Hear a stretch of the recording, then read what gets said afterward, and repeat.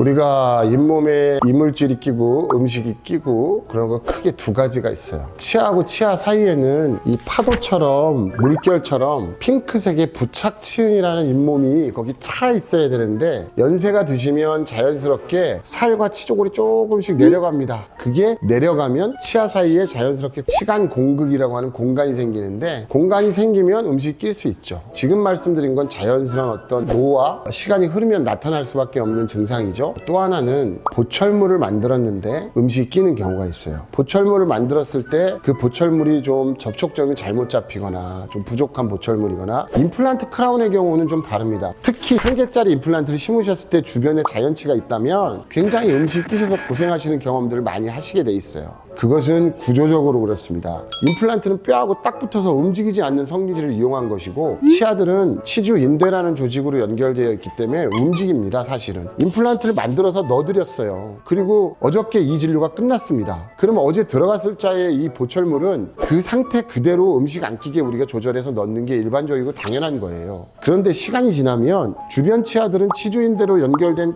자연치기 때문에 교합이 변화하면서 움직일 거고, 임플란트는 가만히 있을 거라면 처음에 만든 접촉점은 당연히 헐거워질 수 있겠죠. 그래서 싱글의 임플란트를 하고 나서, 또는 2-3개짜리 임플란트를 하고 나서도 곁에 연결된 임플란트 앞쪽이나 뒤쪽에 자연치아가 있을 때 그 자연치아와 임플란트 사이가 음식이 끼게 되는 것은 자연치아가 움직였기 때문이거든요. 그러면 어떻게 해야 되느냐? 당연히 치실, 치간칫솔 관리를 해주셔야 되는데, 음식이 끼는 경우는 치주염으로 이가 흔들리지 않는다면 대개는 비슷하게 움직입니다. 그래서 음식이 안 끼게 조절이 돼요, 자연스럽게. 아니면 임플란트의 특성상 아예 뼈하고 딱 붙어서 움직이지 않고 있다면 시간이 6개월 정도 흘렀을 때 당연히 음식이 끼겠죠. 그때 되면 이건 칫솔질을 많이 하셔라, 치간칫솔을 쓰셔라, 치실수라는 건 환자분들 잘 안 와닿는 얘기입니다. 먹을 때마다 음식이 끼는데 이걸 좀 해결을 해주지, 매번 나보고만 잘못했다고 이거는. 그래서 병원에서는 어떻게 하냐면, 바깥에 뼈가 붙어있는 큰 나사와 크라운을 씌울 수 있는 기둥을 고정하는 나사가 요 큰 나사 속으로 쏙 들어가게 돼 있어요. 그러면 이 속나사가 풀리면 이건 껐덕거리겠죠. 그럼 나중에 속나사를 조여야 될 수도 있네요. 그러면 크라운은 완전히 붙이지 않는 겁니다. 가끔 환자분들이 병원에 오셔서 임플란트 어렵사리 하고 갔는데 말이야, 이거 6개월도 안 되고 1년도 안 되는데 왜 이가 빠지냐. 빠질 수 있게 붙였거든요.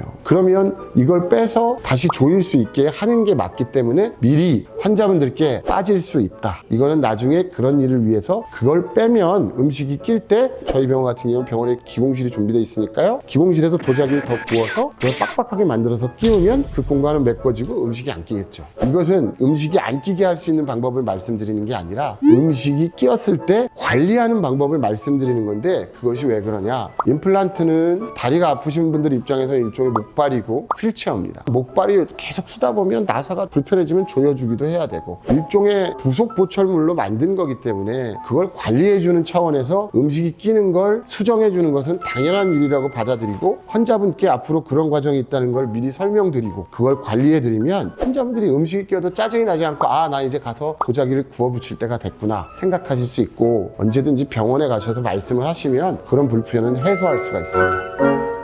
구독과 좋아요, 알림 설정 부탁드립니다. 꼭 이렇게 해야 돼?